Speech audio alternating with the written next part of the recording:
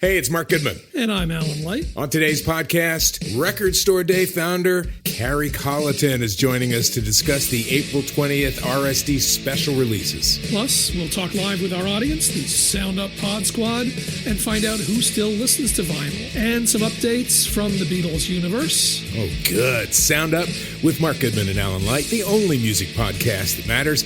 Get it on Pandora, Spotify, Apple Podcasts, or wherever you get your podcasts.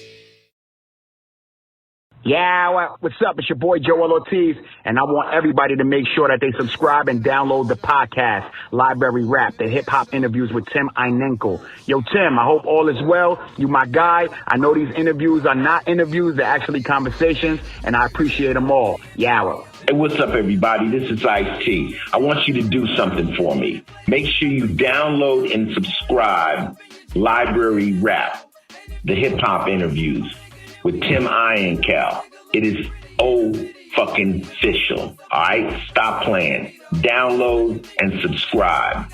Library Rap, the hip-hop interviews with Tim Einenkel. It's cold. Rah Digga make the joint stack, the DJs blast. Ghetto deeper in the source with the 3-page ad. Watch as the hood rap messiah climbs swiftly. Labels scared to death to let they artists rhyme with me. Cause you can sing your The next guest you've heard on Lyricist Lounge with the Outsiders, Flipmode Squad, as Dirty Harriet, and so much more. She's an incredible person, an equally incredible artist. She's the legendary Rah Digga, and I want to welcome her to the library with Tim Einenkel on allhiphop.com. Rah Digga, thanks so much for being here. Thank you for having me.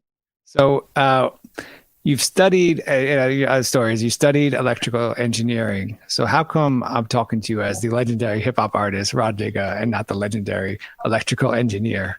What drew you to hip-hop and rap as your career?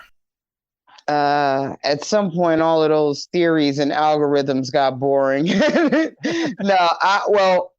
I tell you this. I grew up in a very musical household with my parents just like playing all of the 33-inch vinyl joints. And once hip hop began, I guess getting more notoriety, I was recognizing a lot of the samples from the records that my parents was playing in hip hop records, in particular EPMD. Like they sampled a lot of stuff from the group Zap, and that was like one of my mom's favorite albums to play. And I'm like, wait, more bounce to the ounce. Hey, I know these records, and I think that really drew me to hip hop. Just recognizing a lot of those notes and those compositions that my parents played so much when I was growing up.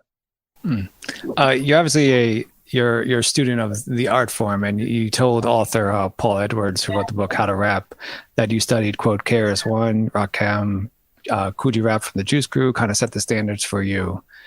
Yes. So if Kool G Rap set the standards for you, what did what did Rakim and what did KRS-One do for you? Well, KRS-One made me listen. Like, I think it was just like his authoritative tone. He was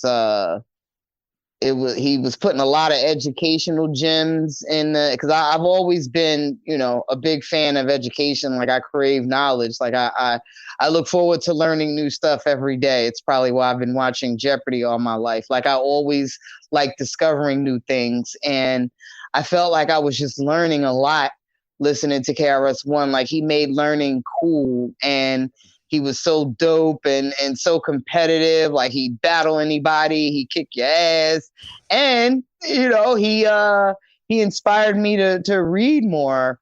And that was something that that definitely drew me to KRS-One. The fact that this rapper made education cool. And Rakim, from him, I think I adapted the seriousness in nature from him. Like, for some reason, I thought it wasn't okay to smile. I didn't think it was like, I didn't think, you could do that. Like, he always came across very serious. I never saw him smile in videos or just anytime I saw him. So I was like, okay, so this is how you write a 16 bar, as according to, according to Kool G Rap. You always have to attempt to teach something as per KRS-One, and whatever you do, do not smile. Do not have fun. Be serious all the time. Are there like each of those artists, was there a particular song or the first song you ever heard from that kind of, stood out for you, or even like that song that when you started really getting serious about the art and writing that you were, I guess, trying to achieve or get to? I guess exactly, if you were to write a song that was a KRS-One song, a Rakim song, or a Kool G Rap song, which of those songs would those be? Kool G Rap was, for me, the standout song for Kool G Rap was, I want to say Road to the Riches, because I think that was the point where I may have started looking at hip hop as a serious and viable career. So everything that he was saying in that record just made sense to me. Like, okay, like now I have to figure out how to turn this hobby of mine into a career. And, I want to make money. I want to be able to take care of my family, move my mom and dad out the hood, and Road to the Riches just kind of inspired me to do that. In addition to teaching me how to put together the perfect simulation of metaphors, similes, and rhyme schemes and double and triple entendres. It was probably Road to the Riches for me. KRS-One was probably, I don't know, there were a few KRS records that put me there. I mean, I enjoyed the battles with the Juice Crew, even though I was upset with him going at the Juice Crew, because the Juice Crew was my and still is actually my favorite crew of all time. Like, if I was one of those traveling groupies that like traveled my favorite, that followed my favorite rock band around the globe, like I was definitely doing that with Juice Crew. So I was a little upset with KRS, but he taught me that, hey, anybody can get it at any time. So with KRS-One, it's actually hard to pinpoint one song, because Black Cop definitely signified something in me. Oh Yeah definitely signified something in me. There were just a lot of records. I think Read a Book. Like there were a lot of it's hard to pinpoint one particular KRS song, but I think at that time my favorite might have been still Number One. Like that was the fun kick your ass record. Like, yeah, I'm the shit. Cause it's all about the braggadocio at the end of the day. And for Rakim, Eric, I'm gonna say Eric B for President. That probably was the first Rakim record that I heard. But I just like, he was so smooth and his voice was just so baritone, and it kind of reminded me of my voice. Like, okay, this is what you do with your voice when you have a voice like this. Right. And just deliver that smoothness and that seriousness. Even though I didn't really come out to be much of a smooth rapper, I thought I was being smooth, but I'm actually very loud and aggressive, which probably was the KRS effect. But I think what's kind of interesting about these three artists is that you're from Jersey and they're not from Jersey. If you could kind of take us back to the hip hop scene when you were growing up in Jersey, what was that like? I mean, was it?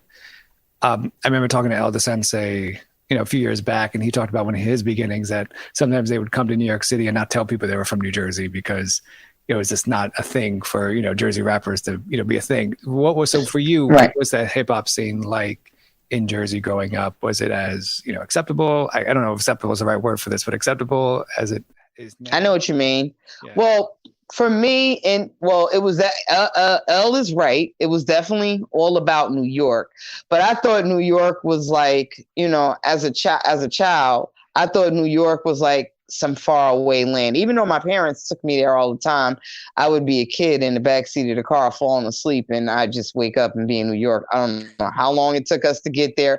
I don't know if we, I don't know if if we photon beamed ourselves there. Like, I don't.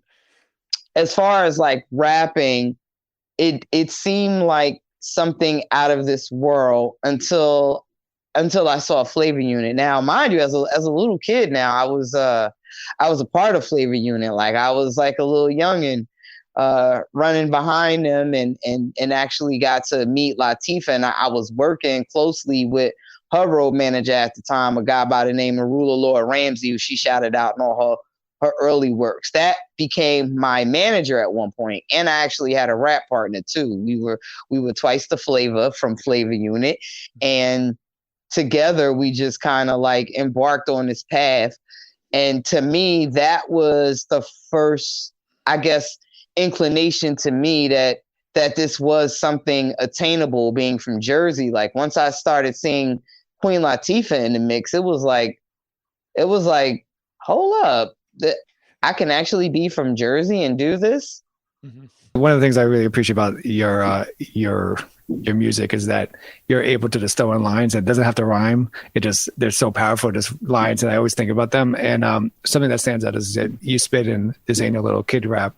I'm a rapper's rapper," and I think I like that line because I always wonder who is, you're a rapper's rapper, but who was your rapper? Like, who was Rah Digga's rapper's rapper growing up, or who was that?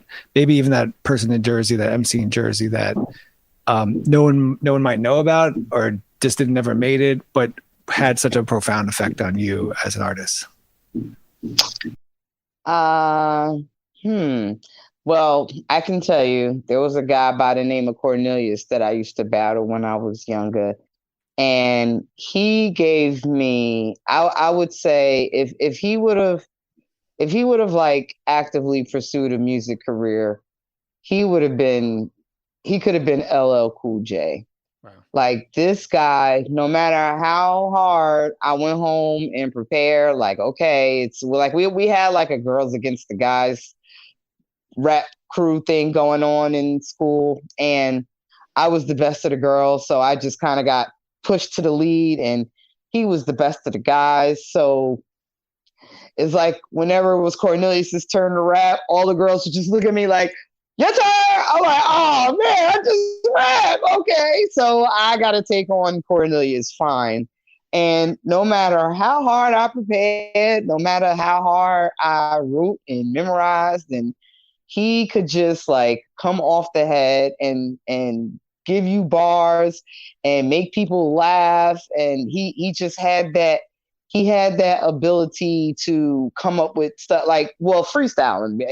He had a really natural ability to freestyle and make it sound good, like not just rhyming basic words, but it would sound like something he had written down and memorized. But he would just clown you about what you're wearing from head to toe. And I was this little stick figure. I didn't have any boobs. I didn't have any butt. Like, he could just rattle off these lines and just make the whole crowd like erupt with laughter. And I think I'm still scarred. I think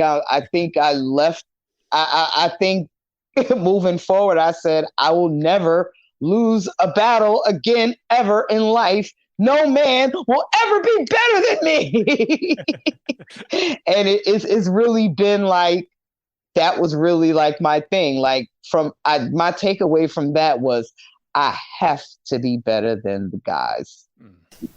I think one of the first things you were on the Fugees, but I think one of the first things I really heard you on was the Lyricist Lounge Volume 1 with Be Okay with Bahamadia. And I know the story for you is that you were at a SOB's doing, I think, a Lyricist Lounge set. So can you just take us back to, just for people that don't know, like the importance of what you knew about Lyricist Lounge prior to, go performing there, but also what was the importance of Lyricist Lounge for MCs and also for hip hop culture? Well, my manager at the time, A Blitz, put me onto the Lyricist Lounge movement. And from what I knew about it at that time, it was kind of like a boot camp, if you will, for MCs. And all of my early experiences in hip hop, I mean, naturally the Fugees, being on that Fugees album was like my first real like introduction to the industry. And subsequent to that, I became a part of this Lyricist Lounge movement. Or was it even before that? It might have been, no, actually, I'm trying to think, because I was doing Lyricist Lounge when I was pregnant. So no, it was before the Fugees. It was pre-96.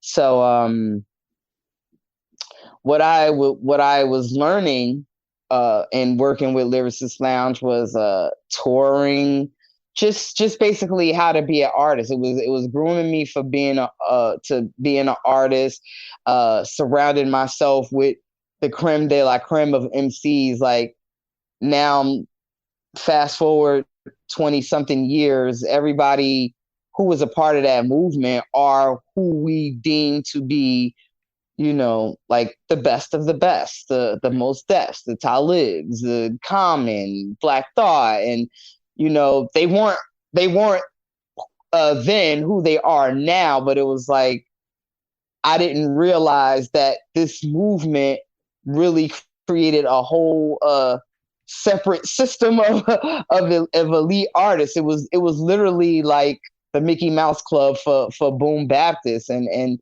I didn't realize that's what was happening at the time. I just knew that we were representing, what we've always felt to, what we always considered to be real hip hop. So that was something that I always considered myself, and my whole mantra with being Dirty Harriet, aka Harriet Thugman, aka Harriet Tubman, all of that was really just a part of me saying, hey, I'm this underground female. Like even when I was on the top of my game and, on the charts and mainstream all over the place, I'm on MTV, TRL, talking about how I'm this underground rapper. So it was like, it never like I looked at being underground as like, a thing to be embraced. Like I loved it. Like I loved being a part of that grassroots culture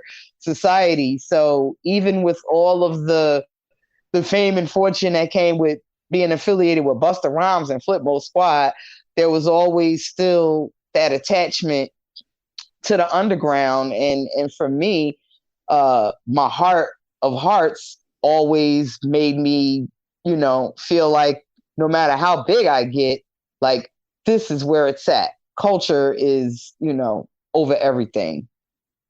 I think, you look at your career and you've obviously been just surrounded by, I think, great people, great artists, and you've constantly learned how to, I think, constantly develop your art and yourself as a person. I kind of, before talking more about your music, I wanted to see if I could just kind of throw out a few names and kind of you talk about the importance of them to you at that time, or even looking back now in 2020. So of course, you mentioned him before, but Twice the Flavor. Twice the Flavor. For me, we were definitely ahead of our time. It's unfortunate that the hip hop industry now doesn't really have a group of females. I would say we were Mobb Deep. We were the Locks. Locks got 3 people, but we were MOP. Like we were that. Like we were 2 hardcore females whose styles were separate but complemented each other. And I feel like if there was, I guess the only female rap duo we have today would be the City Girls. I wish there was. I've even put this out on social media before. Like, it would be my dream right now. I would just put on a whole different hat of manager / I would start a label if I could find two females who embodied what we did as Twice the Flavor, and I would really go out here and try to make them into something. I've said on Twitter before, like, hey, any any girls? Well, actually, who we do have now? We have Gifted Gab and Blimes now, and I want to take credit for that because I heard them. I know they were separate at one point, and I know they did a song together, and I actually hit them up like, yo, you girls need to become a group. And I'm sure I'm not the only person that said it, but at some point they did become a group, and I'm just going to toot my own horn and say, I did that. That is my work right there. Is there, before I ask you, is there a hesitancy for two girls to collab together by the artist, or is it more the push of the industry that doesn't? I think it just has to be organic. Like it's definitely like girls are, we're weird by nature. We're emotional creatures by nature. I think it's hard to just pluck two girls from two different places and put them together and say, listen, you're a group now.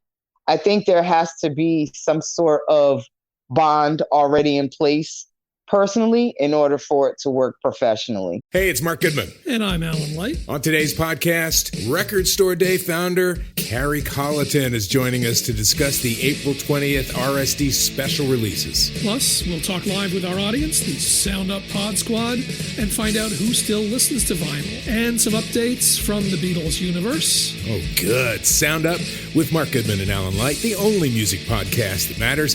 Get it on Pandora, Spotify, Apple Podcasts, or wherever you get your podcasts. So I'm gonna move on, but obviously I have to ask you, of course, about the Outsiders and kind of the impact they've had on you as your career. The Outsiders, hey, as far as I'm concerned, they are some of the best lyricists out there, and I've always felt that. I've always felt like we had the dopest clique as far as bars go. Yeah. Like I felt, Flip Mode served their purpose in my professional career, but I feel like everything that I learned and cultivated from the art of MCing came from the Outsiders. Q-Tip saved my life, straight up. Q-Tip just like literally, when I told this man I had 30 days to get a record deal, before I didn't know what sort of music career I was going to have, because I was going to have to put everything on hold to raise this kid. And he said, his response to me was, I'll sign you. And he did it. What do you think? What do you think was it about you that, that impressed him, that he took a chance, so to say? I believe he saw that I wasn't playing. Naturally the skill set and the talent had to be there, but there's something about, talking to a person, having that eye to eye contact. Cause I'm pretty sure I'm not the first person that said to him, yo man, hook me up with a record deal. Right. But I think he could see in my eyes with that 8-month pregnant belly that like I meant it. And then, and then the icing on the cake was later on that week, he was hosting a Lyricist Lounge showcase that I was headlining. And I don't think anybody saw a pregnant girl get on stage and rap like that and just, deliver like that pregnant, like, oh, she was not playing. She really trying to get a record deal. Like, basically, it just signified to him that a baby is, because I'm pretty sure, with any business, exec or any business move you're going to make, you have to think of your business first. Like, oh, is this going to be a headache with the new baby? Like, am I going to have problems getting her in the studio with the new baby? And I'm pretty sure these are things that will probably go through any executive's head if you're dealing with a pregnant artist. But I think the fact that I was willing to get on stage at 2:00 in the morning in a 100-degree venue and rap my ass off, I think it just let him know, like, nah, she means business for real. Like, I can bet my money on this one. Okay, how about Busta Rhymes? Busta Rhymes, work ethic. He is someone that I don't think I know anybody that works harder at anything than Busta Rhymes. Like, that man literally eats, breathes, sleeps, shits studio. He has been consistently, and this has been like since I've known him, like since the first day I met him, he's been like a prisoner of the studio, and he is still that to this day. And he just the rate that he records, it's unrealistic. It's like you can't possibly be coming up with your best rhymes working this much. Like, you gotta allow your brain a chance to like sleep and refresh. And he doesn't do that. It's just non-stop, like, brain power, studio power with this guy. While the underground rappers stay around the way, even up and coming heads getting led astray, but us female rappers gon' be okay. Mediocre rappers getting all this play, while the underground rappers stay around the way, even up and coming heads getting led astray, but us female rappers gon' be okay.